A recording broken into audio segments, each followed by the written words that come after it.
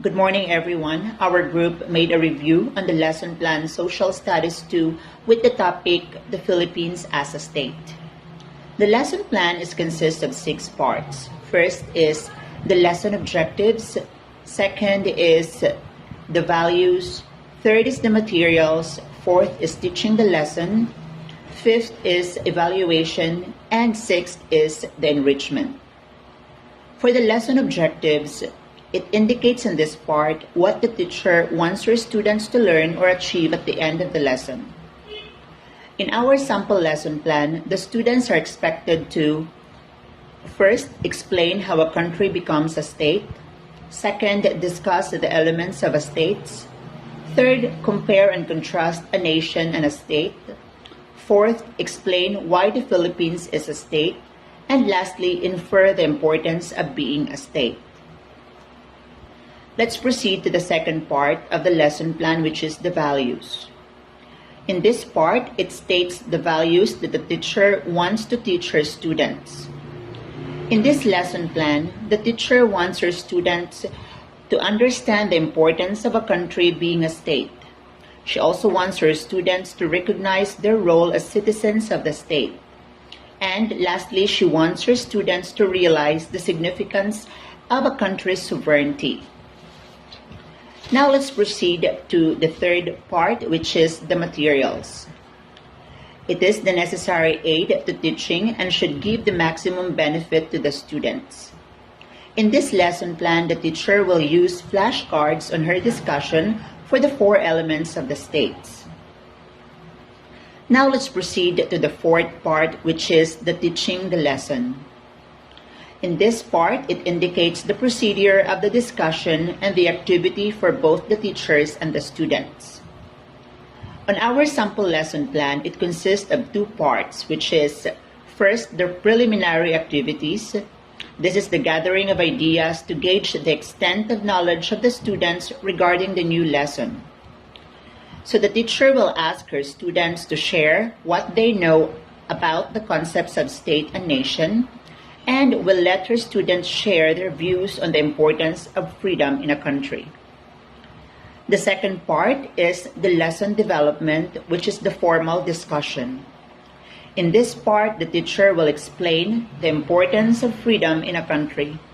She will also discuss how the country becomes a state, and she will post on board flashcards and discuss each element in detail. She will also explain the difference between the nation and the state. And lastly, she will let her students share their ideas about the lesson that has been discussed. Now let's proceed to the fifth part of the lesson plan, which is the evaluation. This is the part where the teacher will evaluate the learning of her students based on the specified objective. The teacher will be asking her students the following. First, have the students identify the following: the most important element of the state, which is the people; the power of the state to implement laws, which is the sovereignty; the land where the people of state live or the territory; and the smallest state in the world based on population; and lastly, an institution that implements the laws and rules that expresses the desires of the state. For the second part of the evaluation, she will have the students explain the following elements: citizens, territory, government, and sovereignty. She will also let her students write a 4-paragraph essay on the importance of the Philippines being a state. And lastly, she will let her students explain on 3-paragraph essay on why the people are considered as the most important element of a state. Now let's proceed to the last part of the lesson plan, which is the enrichment. It is an after-school activity designed to give students the opportunity to explore and develop interest outside the classroom.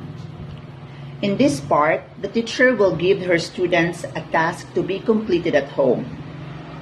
Have the students gather pictures and articles that will serve as proof that the Philippines is a state.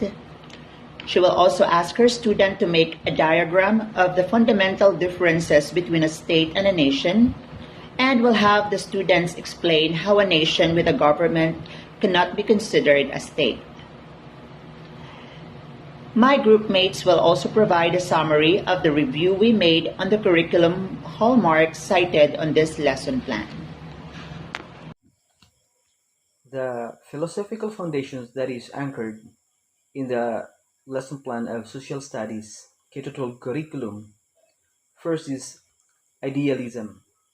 In the lesson plan, organization of the topic is in a logical pattern and cultivates the rational thought of the learners by realizing the meaning of nation and state, as well as citing the difference of the two. Second is essentialism. The lesson helps the students to master the essential skills, facts, and concepts regarding the topic, the Philippines as a state, wherein objectives help develop the cognitive skills of the learner through interactive learning, compare and contrast, and explanation of the topic. Psychological foundations, phenomenological and humanistic theories is applied in the lesson plan. It considers the whole child development including the cognitive, psychological, and social development. It is geared with a values enrichment for the learners to help the students understand the importance of country being a state, to recognize their roles as citizens of state, and realize the significance of sovereignty. The prevalent curriculum design employed in the lesson plan is the learner-centered design, specifically humanistic design.